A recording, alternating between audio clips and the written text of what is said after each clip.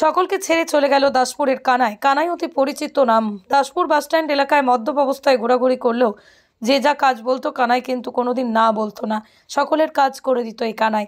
আর সেই কানাইয়ের আজ মৃতদেহ পাওয়া গেল দাসপুরের মামুদপুরের একটি পুকুরে।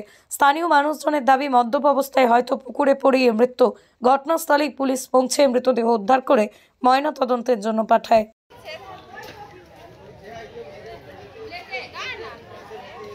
कोई देखा नहीं था।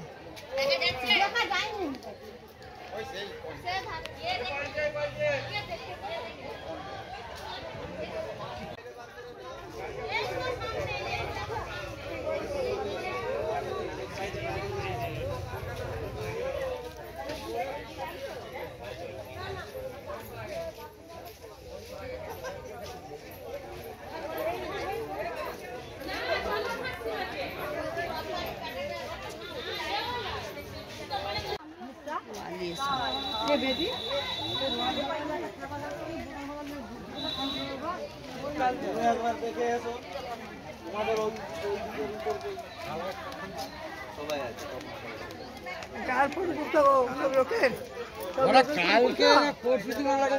মামুদপুর, এটা হচ্ছে মান্দারপাড়া, ঠিক আছে। এইখানে একটা অজ্ঞাত পরিচয় ব্যক্তিকে দেখতে পাওয়া যায় সকালে পুকুরে। কিছু দেখতে পাওয়া যায় এই এখন থেকে ঘন্টাখানেক আগে, এই সময় থেকে ঘন্টাখানেক আগে। বর্তমান পুলিশে খবর দেওয়া হয়েছে, পুলিশ আসছে, এসে এবারে তদন্ত কোথাকার কি বোঝা যাচ্ছে নাকি এখন কেউ স্থানীয় কেউ নয়। আচ্ছা, অজ্ঞাত পরিচয় ব্যক্তি। কিভাবে এখানে এলো কিছু না, সেরকম কোনো কিছু তথ্য আমার কাছে। আপনার নাম? আমার নাম শেখ মিনাজউদ্দিন, মামুদপুর। বলতে আমি তো মানে একটা বাসন ধুতে এসেছিলাম পুকুর পাড়ে, তো হঠাৎ দেখলাম যে হচ্ছে একটা খালি কালো মাথা ভেসে উঠেছে। এবার আমার একটা দাদা বললো যে এরকম যে দেখ হয়তো ওটা তাল হতে পারে।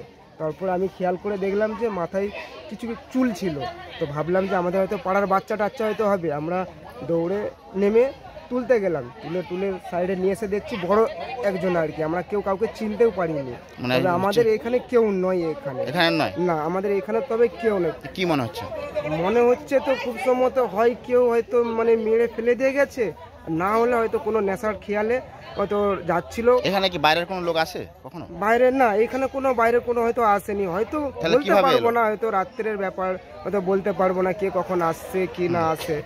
হ্যাঁ, তারপর এখন এই মুহূর্তে কি পুলিশ এসছে?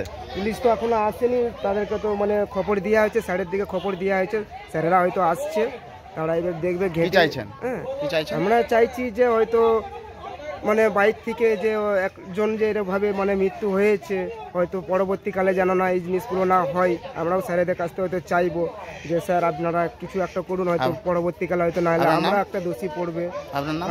আমার নাম হচ্ছে রঞ্জন দোলই। বাড়ি আমার মামুদপুরেই, একদম পাশেই বাড়ি আমার।